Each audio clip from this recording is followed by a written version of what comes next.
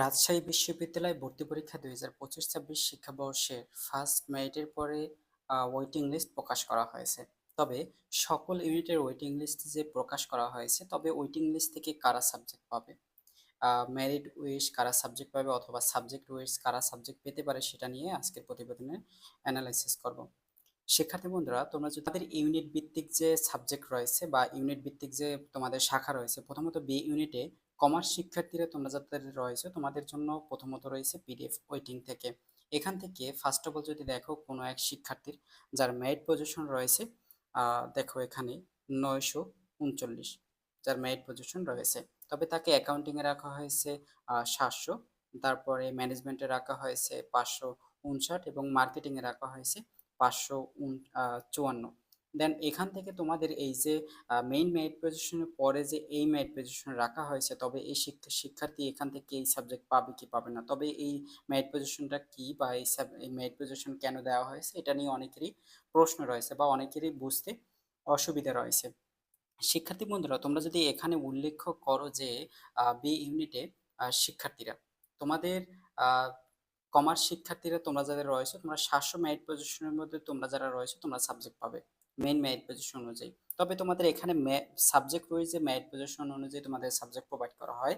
যেমন অ্যাকাউন্টিং সাবজেক্টে কমার্স শিক্ষার্থীরা তোমরা যারা রয়েছে, তোমাদের টোটাল আসন সংখ্যা রয়েছে 100টি। এই 100টি আসন সংখ্যা মেরিট পজিশন অনুযায়ী তোমাদের সাবজেক্ট প্রোভাইড করা হবে। শিক্ষার্থীরা তোমরা যারা 300 থেকে 350-এর মধ্যে তোমরা যারা রয়েছো, যা যা সাবজেক্ট রয়েছে অ্যাকাউন্টিং, এই সাবজেক্টের ভিতরে সাবজেক্ট পাবে। 300 থেকে 350-এর মধ্যে যাদেরকে সাবজেক্টে রাখা হয়েছে অ্যাকাউন্টিংয়ে, তারা অ্যাকাউন্টিং সাবজেক্টই পাবে। এই যে মেরিট পজিশন রয়েছে, এই মেরিট পজিশন তোমাদের এখানে উল্লেখ করে দেওয়া হয়েছে।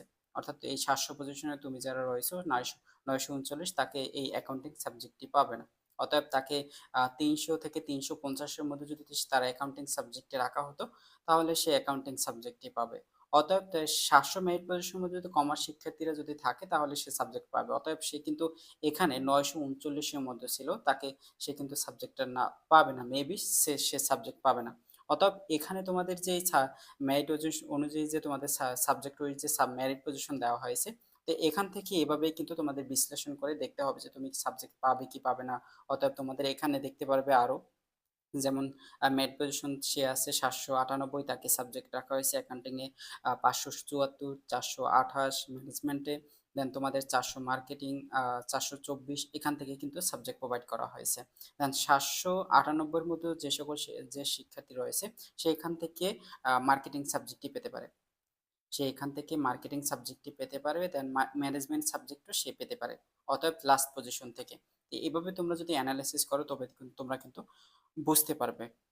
যেমন সায়েন্স শিক্ষার্থীরা বি ইউনিটে রয়েছে, তোমাদের এখান থেকে কারা কোন সাবজেক্ট পেতে পারে। সায়েন্স শিক্ষার্থীরা বি ইউনিটে তোমরা যারা রয়েছে, তোমাদের কে কোন সাবজেক্ট পেতে পারে। যেমন এখানে first of all main position রয়েছে তার 418, তাকে অ্যাকাউন্টিংয়ে রাখা হয়েছে 336, আদার মার্কেটিংয়ে ম্যানেজমেন্টে রাখা হয়েছে তাকে 228, মার্কেটিংয়ে 290, আর ফাইন্যান্সে রাখা হয়েছে 334।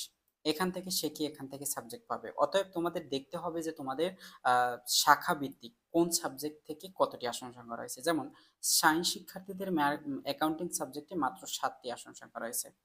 তারপর রয়েছে তার ফাইন্যান্স সাবজেক্টে তার জন্য আসন সংখ্যা রয়েছে মোট 25টি। ফাইন্যান্স সাবজেক্টে তার আসন সংখ্যা রয়েছে মোট 25টি।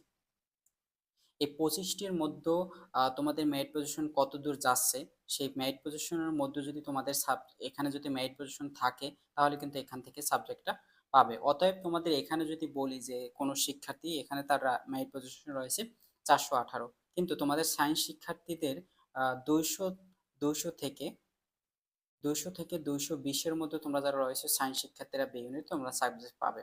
অতএব তাকে কিন্তু এখানে রাখা হয়, সে মেরিট পজিশনে রয়েছে 428, সে এখান থেকে সাবজেক্টটা পাবে না। অতএব তোমাদের এভাবে কিন্তু বিশ্লেষণ করা হবে। অন্য ইউনিট যেমন এ ইউনিট যে রয়েছে তোমাদের